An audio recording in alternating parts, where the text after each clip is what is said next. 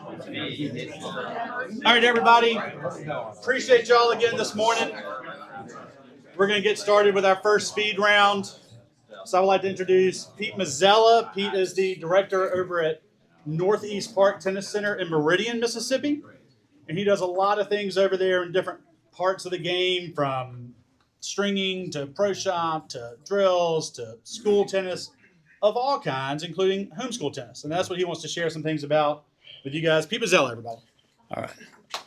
Hello. Thank you.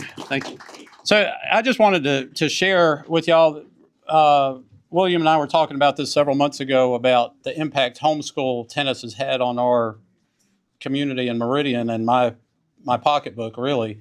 I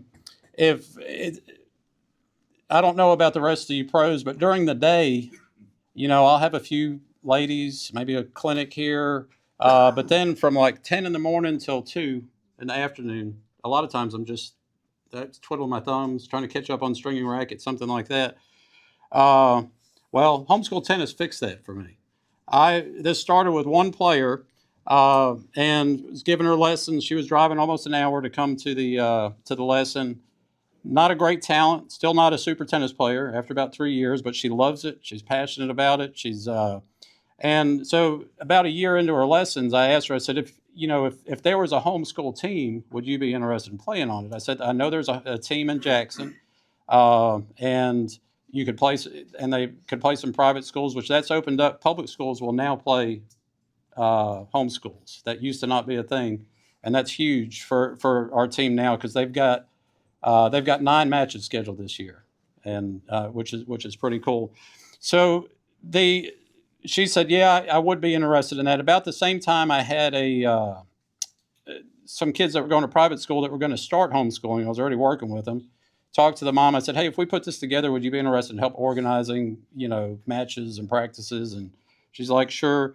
So I just put a message out on Facebook. Said, hey, I'm just trying to gauge interest we're thinking about putting together a homeschool team. Came up with an awesome logo. We've got the homeschool organization Meridian's called the Flyers, because aircrafts are a big thing in Meridian. And so put together a cool logo and put that out there. Had 40 responses. And I didn't know there were 40 homeschool kids in Meridian. Never mind that, would be interested in tennis.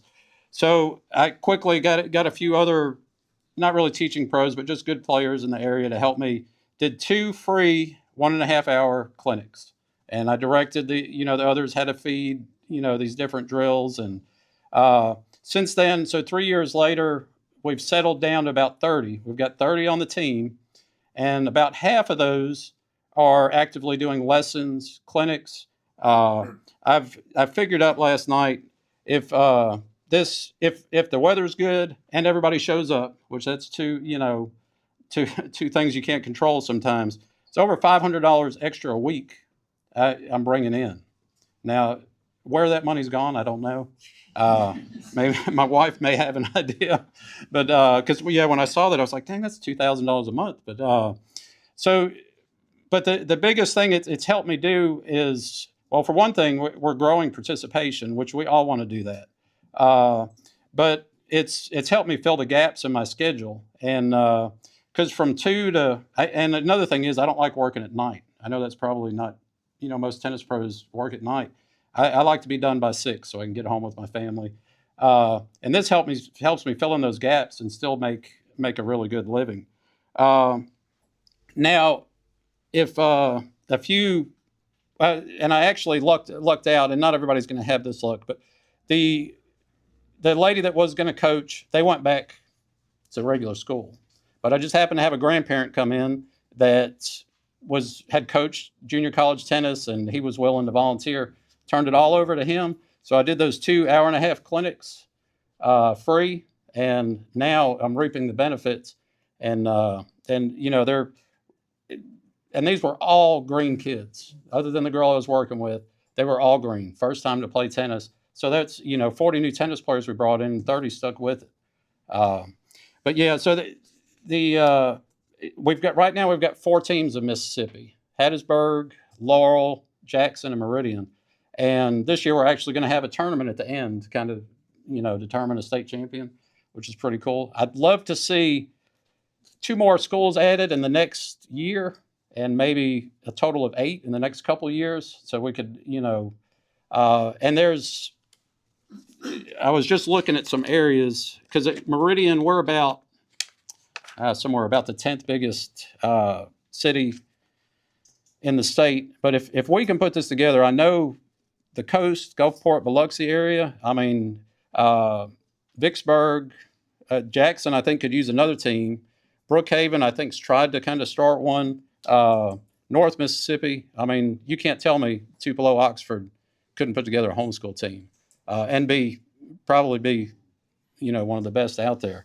The biggest, if y'all wanted to get into this, the biggest advice I would have is it can't be about money up front.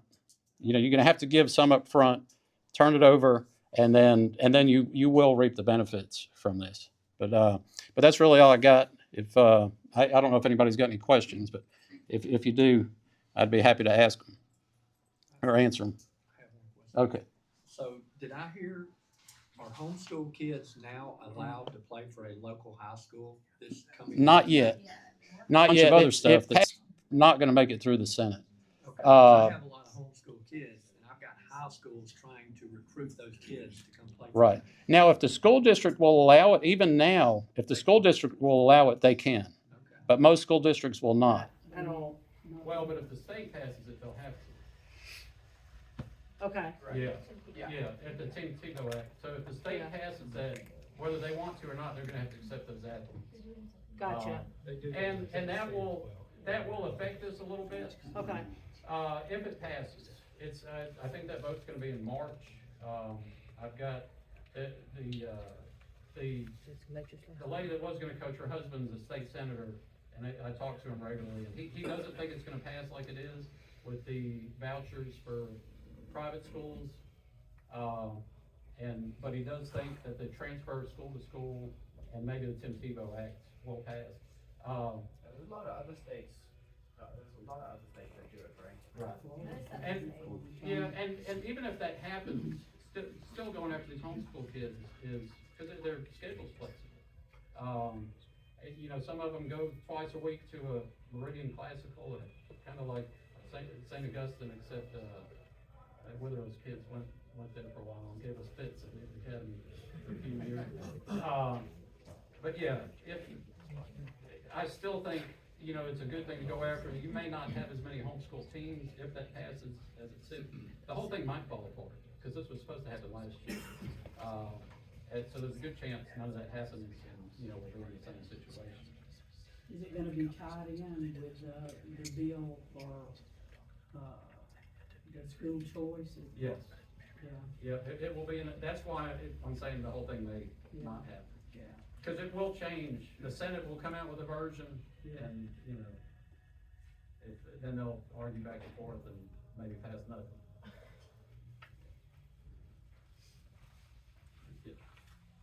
I am Sophie.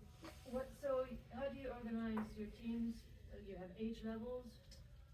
Well, yeah, so when we started, and this is we had kids old enough, 6th grade enough is what we considered old enough, because private schools in Mississippi, 6th graders can play. And we had that group, and then some of them had siblings, and, we did some clinics with, younger kids for a while. That end of it's a little dried up right now. I'm hoping that'll start back, but a lot of it's because they got older and now they're playing on the team. But yeah, and I mean, we've got, just like I coach a high school team, Newton County Academy, and we've got a junior varsity, just like that. They all practice together at the same time, but they do separate drills. Does that answer that? Yeah, thank you. Okay. All right, anybody else? All right, thank y'all.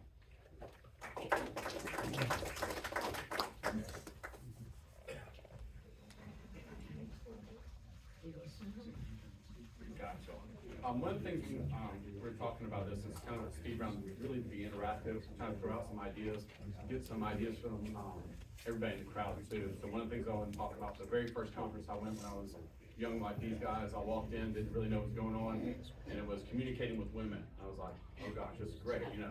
And one of the things I remember from it, the lady told us was, do not use words that end in apostrophe T. Okay, remember that.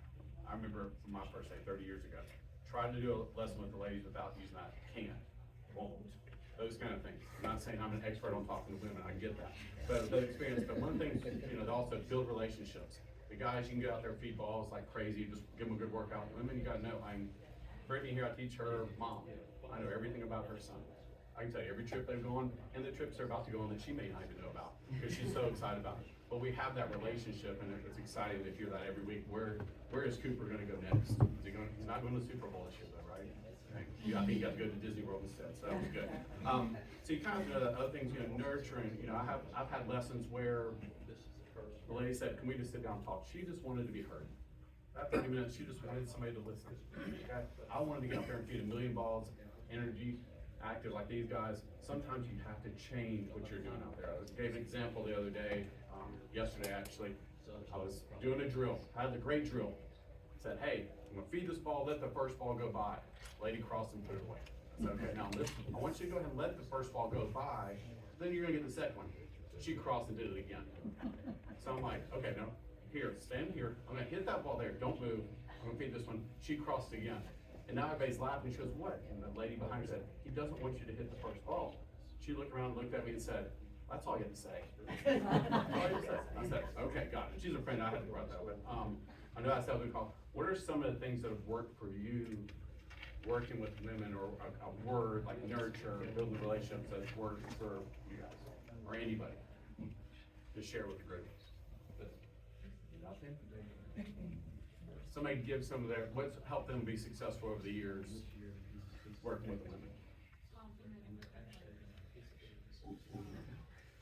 Just always emphasize on the good. The readiness, it's whatever, you know, but maybe one thing, right, just compliment them all the time. They love compliments all the time. They say the one thing that, you know, female walks down the court, she's worried about what she's wearing. She's worried about missing in front of her peers. Okay, the guy's gonna get there, getting hit against the fence, he doesn't care. Okay, and you have to make sure that's where the nurturing goes into. So, you know, being less sarcastic, become sarcastic is the best help. Being less sarcastic, some of those. And I have one lesson that comes out. One lady, she wants nurturing, the other one, she puts her rack down, let's get going. She doesn't want 2 seconds of talking, she wants that whole hour. So you have to be flexible and make sure you're changing. Well, that's your point, is you have to know your students and get to learn them. So you got to, before your first lesson, I would be very careful how you act, you know, be gentle, and then figure out what their mentality is, and then build on that. That first 15 seconds, Yeah. kind of read the crowd. Right. And listening, I guess. Your tone of voice needs to be different from female versus male, until they get to know you, like Chris was saying. That's personally your tone of voice. Good point.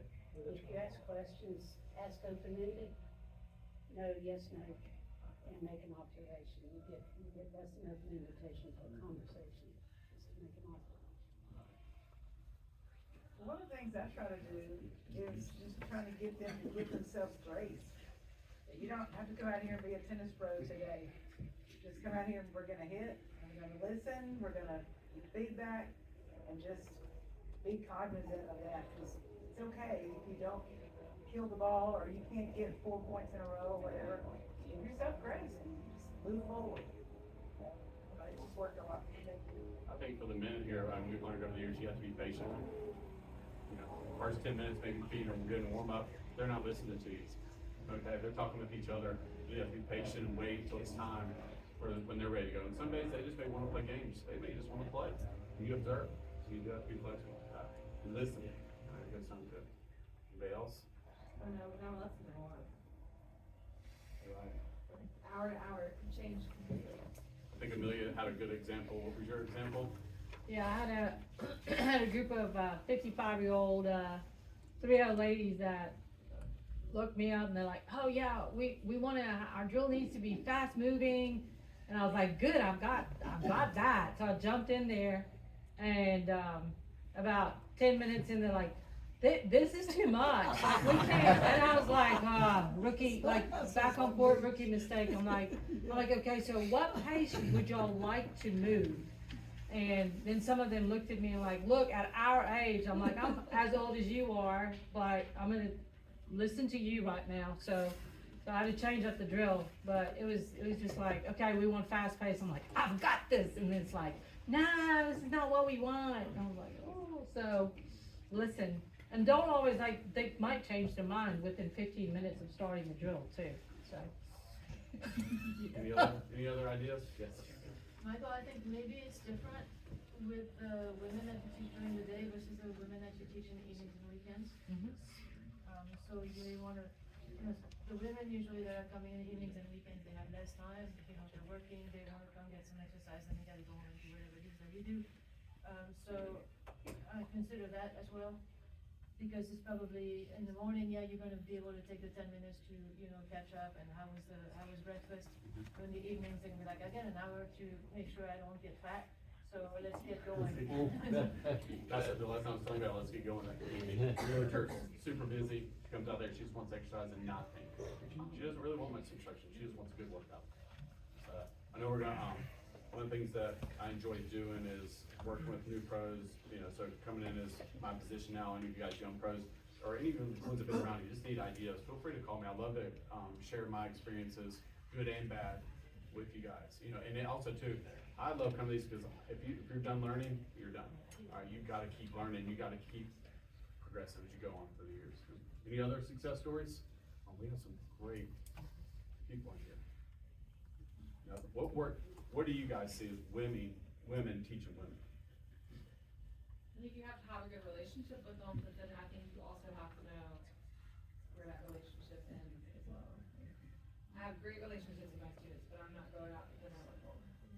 Not gonna get a garden club. Well, you know what I mean, like, I think it's important to distinguish that. Right. That's good. Boyfriends or. Yes. That's it. Yeah, I want to go back to your point about giving them grace. It's a doubles drill. I'm always asking the lady when she gets all flustered about if she coaches and misses. I'm like, okay, from your point of view, if your partner misses, do you care? And she's like, I don't care at all. I'm like, relax. Your partner doesn't care either, so it's okay. It's okay to miss because your partner's not gonna. They're always worried about where's somebody else thinking about it, or not. Obviously, you get that with the kids too, but the ladies especially. It's a giving grace. And make comments that aren't, subtle comments like, wow, as I knew, oh, you got a new color to your hair. That look you don't tell them to look great. You guys have to be careful being young too, but notice, be aware of what's going on. And I was married to a tennis pro and I didn't know she got her hair dyed a different color for a week. But one of my lessons told me. But I knew everything else about everybody else. So you have to make sure you're aware even off the court. Anybody else? Thanks. Next round table. All right, perfect, thanks, Michael. When the three of us, Amelia, Michael, and I were discussing what are things that this group would benefit from for these speed rounds, something that came up, that always comes up, and I know from all of you guys, I feel like I get a text at least once a week, if not multiple times a week about this. How did the Playtracker 10 and under points work? Like, what counts? How do these people get to green ball? How do they get to yellow ball for these kids? So what I did was I went on the USTA Playtracker website and I printed off the fact and I highlighted the highlights. And I just want to say a few things about it because it's changed over the years, so I can't keep it straight myself. I have to go back to the page as well. And I'm going to just throw some things out there, and feel free to raise your hand at any point and ask a question. Feel free to, at the end, we'll have a little Q&A portion where you can complain or compliment the system as needed. It goes both ways sometimes. So the youngest you can be and receive Playtracker points is 5 years old. So 5 years old, you can start playing in red ball and orange ball, junior circuits, or whatever event it is within serve tennis. Once you turn 7, you're eligible to be upgraded to green ball. So if you're doing a green ball junior circuit or somebody wants those Playtracker points as a green baller, they can do that once they're 7.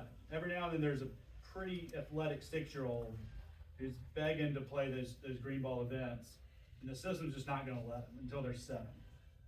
But once they turn 7, and they'll be automatically coded as orange ball at 7, they can be assessed by a coach in the NetGen app to be moved to green ball if you give them at least 70%, 80%?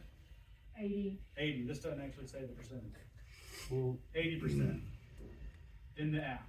And they have to, of course, connect to you through the USTA app, not the NetGen app, but the USTA app, because that's different for some reason. So once they're in the USTA app, they reach out to you as a coach, you approve it, then you can do the assessment. And the NetGen app is pretty cool. You can do, I don't know how many of y'all have played with it, you can do assignments, you can do wrap-ups, you can do follow-ups, you can have a group on there with a group lesson and send them homework afterward. It's really kind of nice. You have to fiddle with it a little bit, but there's a lot of really cool stuff in there. And especially if you have an assistant or maybe a high school helper who you need them to help run some after school stuff or some summer camp stuff, you can get them on the app or even on the website, and there's videos of all the different drills and group games right there. They can put it on their phone and they can reference it even during the lesson if they have to, if they're new at it. And it's all right there. Once you're green ball, you do have to earn your way to yellow ball. So there's, previously years ago in the old system, you could contact myself, whoever's in my position, USTA, and they could manually adjust your points to get you moved up. That got abused pretty heavily for obvious reasons. In a few cases, a lot of payments were made. So that doesn't work that way anymore. So now they have to earn it themselves by winning. So every time you're playing a green ball event, whether it's a junior circuit or a junior team tennis match that's coded as green, whether it's 10s or 12s, it still counts for the Playtracker points. They get win points, and they can win a maximum of 4 matches in each event, each weekend, each whatever it is. Those 400 points will give them, plus their play points, 500 points, and they need 1,500 points to graduate and advance to yellow.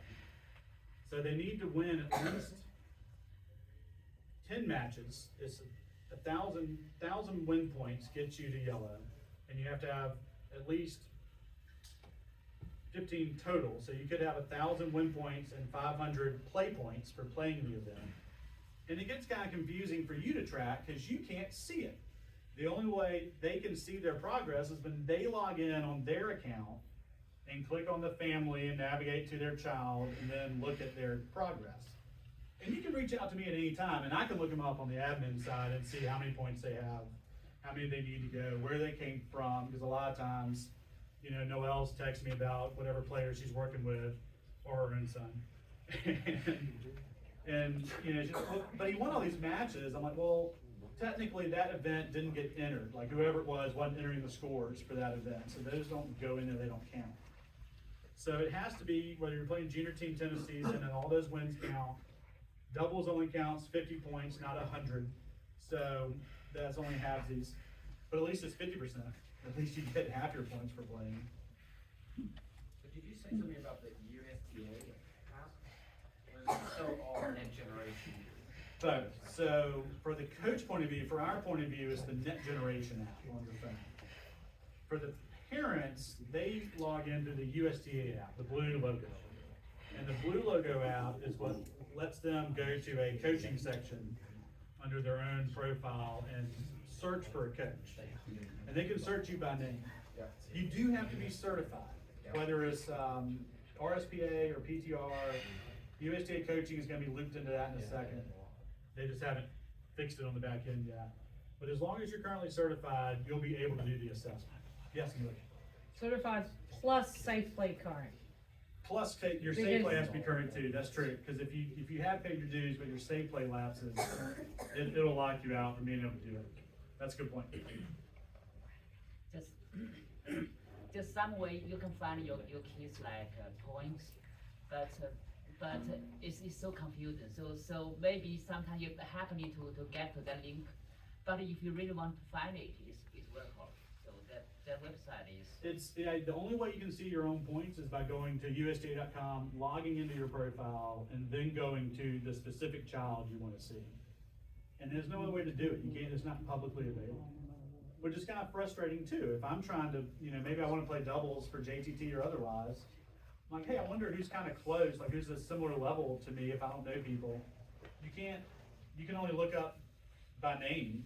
You can't look up by points or anything. So all that's kind of protected. And I guess I get it from one point. You're not trying to like show too much information, but I feel like you can see your rankings. This is kind of a similar thing. So I've never fully understood it. Any other questions or thoughts? It's still, when the month you turn 11, you can play yellow ball. Is that still the? Yeah, the month you turn 11. Mm-hmm. Yeah. So and it's supposed to let you. Sometimes there are issues where if we're playing in a tournament in February and the registration deadline is in January, there can be some issues where, because you technically haven't leveled up yet, but you can contact the tournament director, be in communication with them, they can always add you in the month of. I will say that's nice, whenever you do enter the Playtracker points, when you do that player assessment, the software does go through really quickly. So if Brady needs to get his player assessment done to play in this green ball junior circuit, if I'm his coach, once we connect, I can do that assessment, push through all the way to the green ball level, and once I click approve, it's done. It happens instantly on his end. You might have to refresh your page, but it goes through really quickly. So you don't have to wait for an update or anything at the end of the week or end of the day. So that's nice. So William, you said the passing points to go from green to yellow. What is it to go from orange to green? Because the idea is to try to keep those kids in orange as long as you can, so that you can actually get faster rallies, and as opposed to being at the baseline for 20 minutes one ball. Correct. Yeah. So orange ball and red ball, even though red ball you don't see too many events that often, but orange ball, there are no win points. There are only play points. And once you get 1,000 play points, so once you play 10 events. 10 events or 10 matches? 10 events for orange ball. That's a lot of tournaments. It's a lot of tournaments. So that's where you do have that coach assessment where you can, as a coach, feel like they're ready to play green ball. You can manually move them if they're not playing enough events, which is a lot. It's a lot. 10's a lot. And the argument on the USTA top-down side is, well, we've made it so easy to host these events. And anyone can host a team challenge, which counts as a play opportunity for orange ball or junior circuit, orange ball, JTT. But in reality, most of us are just kind of going out and having the kids play. We're not really worried about spending all this extra time doing data entry. We're focused on the player, which I get. Like I would, that's kind of the end game, right? We want to focus on the player. We don't want to then sit around, make sure we click a bunch of buttons so they get credit. But once you do that, you get in the system, it is pretty easy to navigate and manage. Once you do it once and you have everyone loaded in, you can just keep adding them in. So I know you're going to be able to do that assessment to move people up. Who else?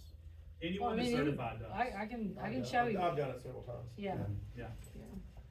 So like I wouldn't, some people in my position around the country do it, like if someone reaches out and needs it, they'll add the player on their end and do it, and they end up having 1,000 kids on their account. I don't do that.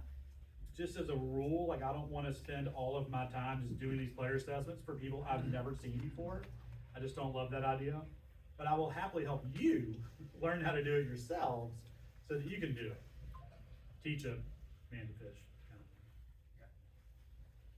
Any other questions or thoughts, Amelia? So, in what I call my spare time before I started with the Y recently, I hosted a couple of just nights that like Friday nights. I had some kids come out to the Brandon City Courts. I had 6 one night, I had 8 one night, and we just played time matches. And the good thing is, like, I could record the matches while they were going on my phone, and that was a good time for me to educate the parents on what their pathway was, and that they didn't need because their biggest concern was, do we have to stick with orange ball? And I was like, you don't have to. It's just better for your kid. The more they can get on court and play, the better for them. It's like they don't necessarily need to jump up to the race to yellow ball. And once they got in there and played like 3-4 times, it was during the summer, they enjoyed that a lot more, they told me, than they would like, well, when we go to the academy or when we go to clinic, we have to play this ball, and they enjoy this more. I was like, well, I'm gonna host some more, so it makes it, and it wasn't hard to do. Now I had Cleon out there when I did the one in Oxford, and Cleon, I don't know if you wanna speak to your experience with that event I did. The first time I've done that, and it was super fantastic, super fantastic. I mean, I guess kind of way I did it, kind of supervise kids, kind of make it fun, and, you know, but during that time, the kids just loved it, parents loved it, and, it was fantastic. If I was younger, I'd probably run more of those. Yeah, he told me he'll supervise it again, but he don't wanna put it in. It was fantastic. And it's the first time I've done the circuit. Yeah. And I didn't realize it was that much fun, yeah. Fun and easy, flexible, I mean, that's the goal for sure. And Amelia brings up a good point too, that it's not a linear pathway. And just like with the older juniors, if I'm a higher level 12-year-old, if it's a smaller local event, I might play 14s or 16s or even 18s some, depending on the age. But if I'm, you know, a 10-year-old who's coded as yellow, I can still play green ball. You know, I can still play a higher level green ball event. And you see that a lot at the sectional level too, where we'll, Maria and Sarcona, the southern office, will host these green ball camps for everyone in the southern section. Half or more of the kids are coded as yellow, but they love coming to the green ball camp and playing against people their size, so they're not always playing someone bigger than them. And they actually get to stroke the ball and work the point, like it's really nice.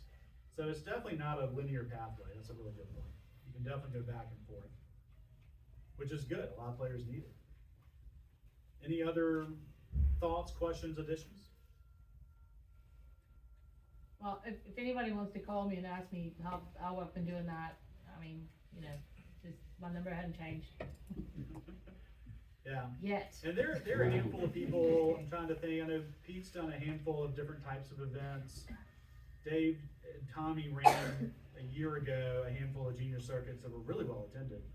I don't have anyone from Ocean Springs here. They've done a pretty good job of running regular events and just doing every month. You can just have, hey, we're gonna do a max of whatever your number is, 12, 16, 8, and just make it a regular thing.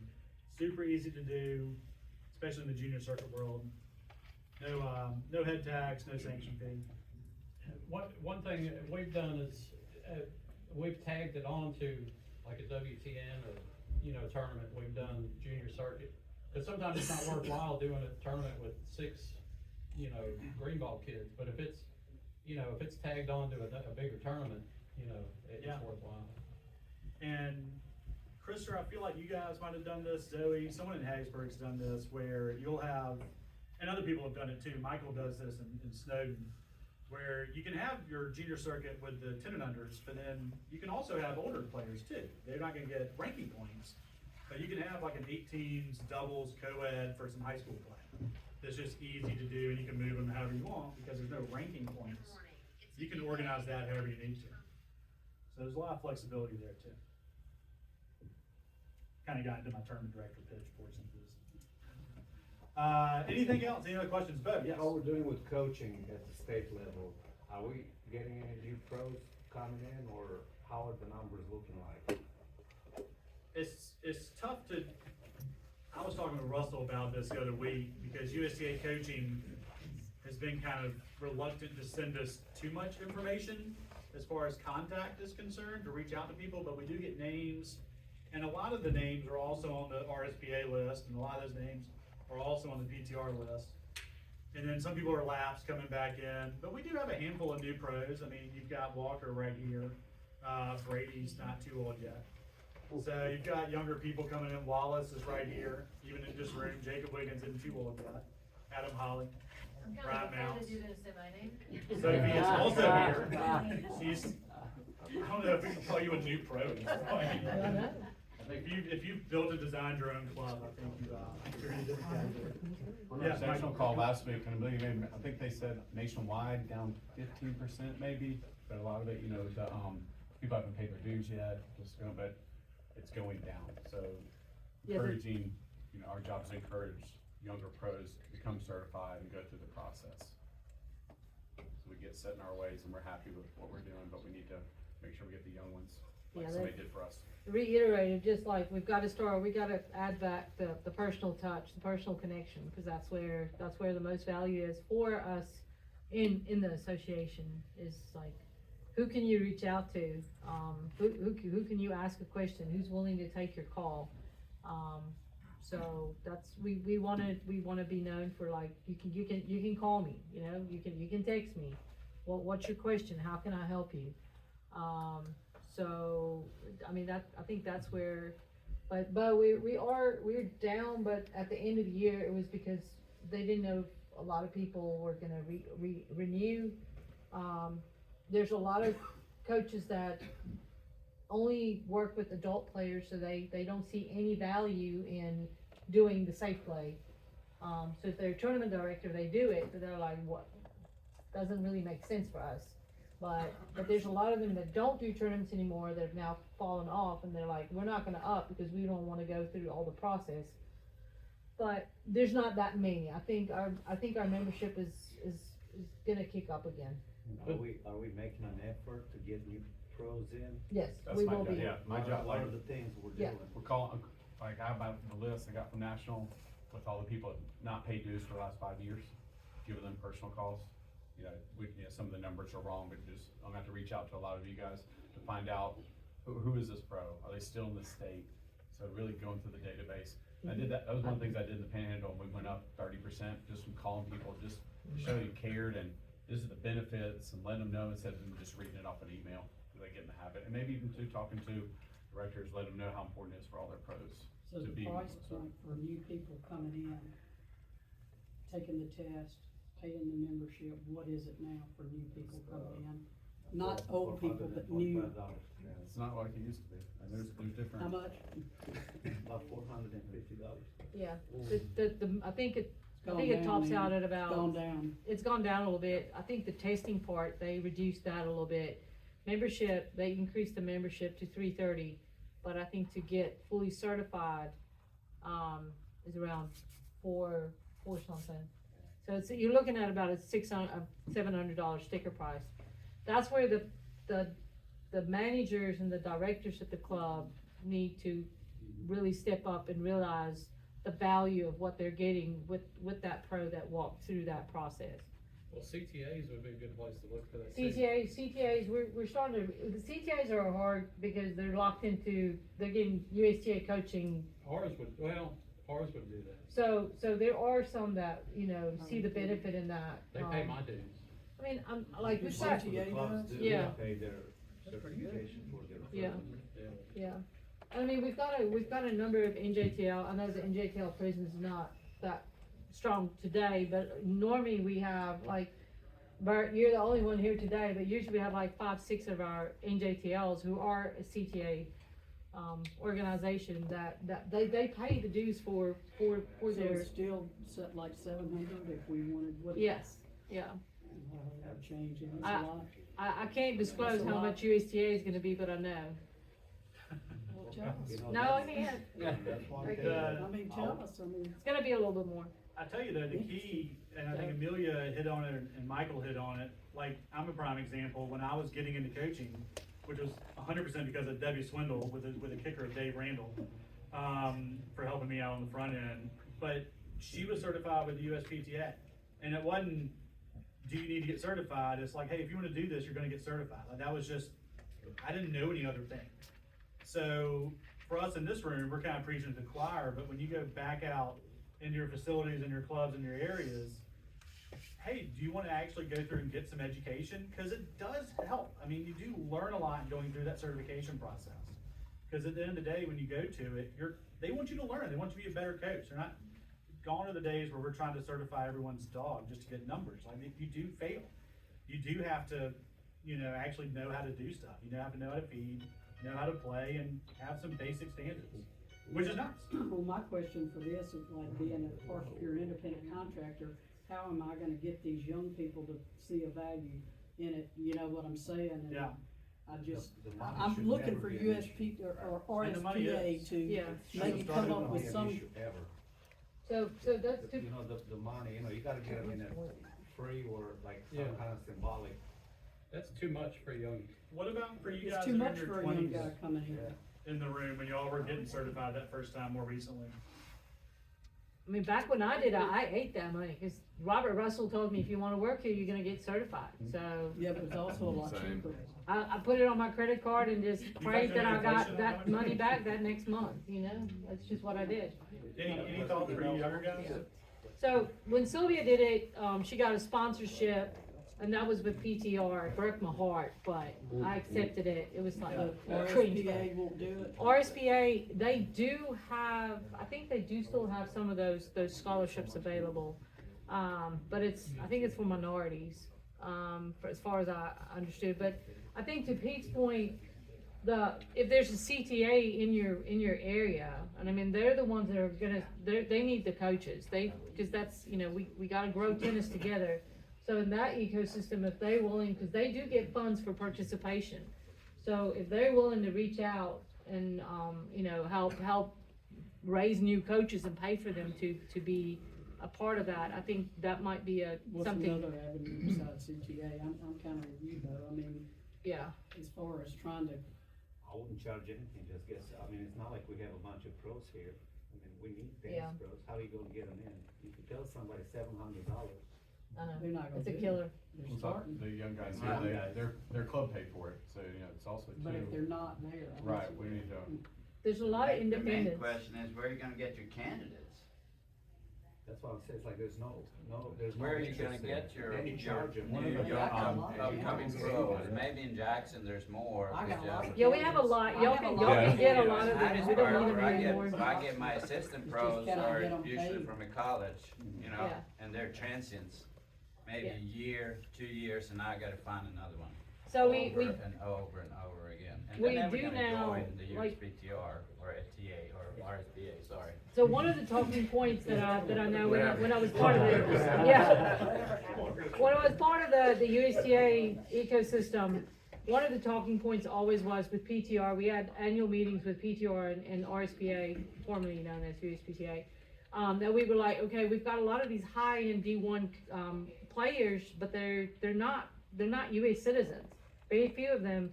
The ones that are US citizens, you know, mom and dad looking like, hey, you're gonna be a lawyer or a doctor. You're not gonna be a tennis pro. Right. And And they're not at Southern Miss or William Carey.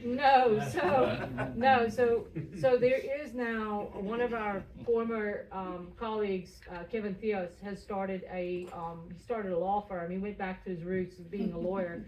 So he has now taken up immigration law, and he's already helped like 3 or 4 people that I've sent to him walk through that pathway of getting a work visa to be able to stay here, because a lot of them want to stay. I mean, you know, you know, we've got Zoe. You're not from here. You're like me and Neil.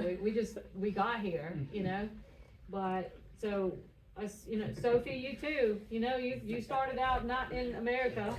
You came here with the dream. So we've got to help all of these. Yeah, we agree. I mean, to help that she's a really good player too. in Florida, when I was at FSU, we had the club tennis, very popular in Florida. And we had 10 of them, we probably had 80 people playing club tennis out of Florida State. We did clinics with their teams, and we got 10 of the players end up getting certified by RSPA. So that is I don't know if Southern Miss has one, they have Ole Miss, I'm not sure about Mississippi. All the SEC schools have That's that, I don't know, That's if a Southern great, Miss have one, but great one to have. there's a lot of, Yeah, yeah, very small. Yeah, but it's a great place to be. You know, my question to you, because I'm RSPA, USPTA through and through, and have been for a lot of people in here. But my question with USTA now jumping in the coaching game, and they're gonna have liability, how can we make it attractive? Besides having to say, okay, you gotta pay $700 for me to get, and I employ a lot of people, Ryan, and William tell you that, I employ a lot of college players that could probably pass the, you know, the on court, that I just need some financial help. So what is USTA charging for the very basic level to get in the business? For USTA coaching? $49. Yeah, the first level's free, and then the first paid level's $49. 49 versus 700. But then you, I'm yeah, worried. but then you have to go to the trainings, or and it's a time commitment too. All right, so I'm gonna be traffic cop on this one. We gotta wrap and head indoors for our next session. Thanks to everybody for the discussion. Michael Edge has a thought real quick. I'll say one thing, I was on the conference call last week with all the different states in the section, and they're going over their conferences. And just to applaud you guys to support, I mean, we're probably the smallest, one of the smallest One of the states. smallest. And we had the biggest numbers of attending. I know there was one said we had 14, and it was a great year to attend our conference. One said 3 for a conference, another one said 20. We're up there like Georgia. Okay, I've been to the Georgia. So Yeah, what you guys are doing and what you're doing for Mississippi is amazing. I know you guys probably don't hear it from everybody, but I applaud all of you guys for this. No, really good point all around. You guys rock. Housekeeping notes. We are transitioning to the indoor center for our first on-court portion with Dr. Sophie here. We will be back up here for lunch after that, so if you would like to squirrel some gear in here, that's not a problem. The staff will come through and make sure every drinks are on the table and all that. It's a buffet lunch once we get back up, so you have that to look forward to. Feel free to grab a coffee or water on the way. The indoor center is straight that way. You'll follow the throng to the indoor building.